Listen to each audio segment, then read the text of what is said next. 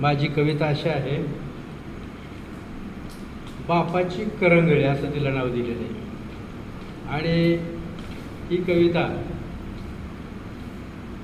बापाबद्दल मुलाचं मत काय आहे ते तिसऱ्यानं सांगितलेलं आहे, अशी माझी कविता आहे. बापाच्या करंगळीला धरून तू लहानपणी चालायचा, बापाच्या करंगळीला धरून तू लहानपणी चालायचा, आणि मग बाप तुझ्याबरोबर बोबडं बोलायचा. बापाच्या करंगळीला धरून तू चालायचा, मग बापही तुझ्याबरोबर बोबडं बोलायचा. चालताना कधी कधी तुझा तोल जायचा, चालताना कधी कधी तुझा तोल जायचा. लगेचच बाप तुला छातीशी कवटाळून धरायचा.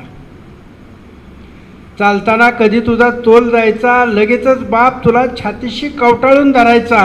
आईची वाट न बघता आंघोळी तुला घालायचा, आईची वाट न बघता आंघोळी तुला घालायचा. आणि मग चमच्यानं घास भरवायचा, मग बाप तुझ्याबरोबर बोबडं बोलायचा. आता तू खूप मोठा झालाय रे, मुलाला हा तिसरा माणूस म्हणतोय. आता तू खूप मोठा झालाय, पण बाप आता थकून गेलाय. आता तू खूप मोठा झालाय, पण बाप आता थकून गेलाय. तू तुझ्या संसाराला लागलाय, आता आधार दे तुझ्या करंगळीचा. तू तुझ्या संसाराला लागलाय, आता आधार दे तुला तुझ्या करंगळीचा. तेव्हा बापाच्या करंगळीला धरून तू चालायचा, मग बाप ही तुझ्याबरोबर बोबडं बोलायचा. बाप अवघड आहे बरं का लिहायला. रवी सोनारांनी मगाशी म्हणले का नाही, ते उगा अध्यक्ष साहित्य वर्तुळ परिवाराचे अवघड आहे बाप लिहायचा, खरंच अवघड आहे. कधी कधी बापासाठी काठी होत जा, कधी कधी बापासाठी काठी होत जा, आणि जमलं तर बापाला मिठी मारत जा. कधी कधी बापासाठी काठी होत जा, आणि जमलं तर बापाला मिठी मारत जा. पिकलं पान, पिकलं पान गळणार हे ध्यानात ठेवत जा, पिकलं पान गळणार हे ध्यानात ठेवत जा. आणि आठव आपल्यासाठी बाप काय करायचा. बाप तुझ्याबरोबर बोबडं बोलायचा. बापामुळे आईच्या गळ्याला शोभा असते, बापामुळे आईच्या गळ्याला शोभा असते. बाप हसला की आईचं कुंकू हसते, बापामुळं आईच्या गळ्याला शोभा असते. बाप हसला की आईचं कुंकू पण हसते. या आभाळाखाली त्याच्यासारखी माया कुणाचीच नसते. कधीतरी बाप तुला हेच संस्कार शिकवायचा, कधी कधी बाप तुझ्याबरोबर बोबडं बोलायचा.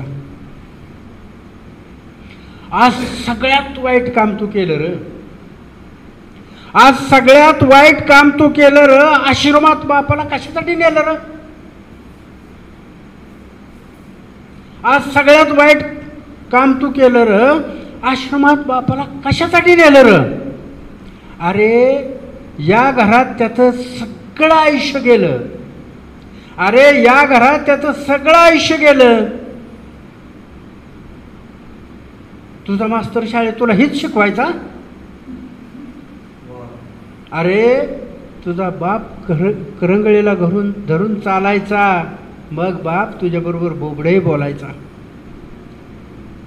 एके दिवशी आश्रमातनं तार आली,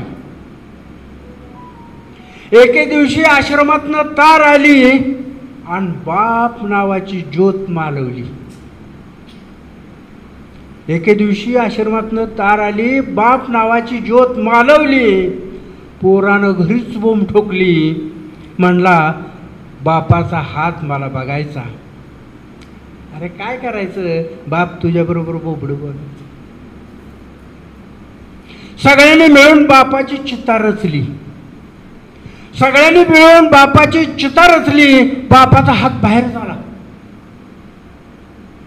सगळ्यांनी मिळून बापाची चिता रचली. बापाचा हात बाहेर आला, आणि पोराला करंगळी दिसली.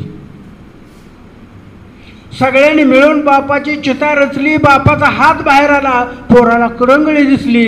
रडतच पोरानं करंगळी हातात घेतली. लोकांनी त्याला बाजूला घेतला आणि चिता पेटली.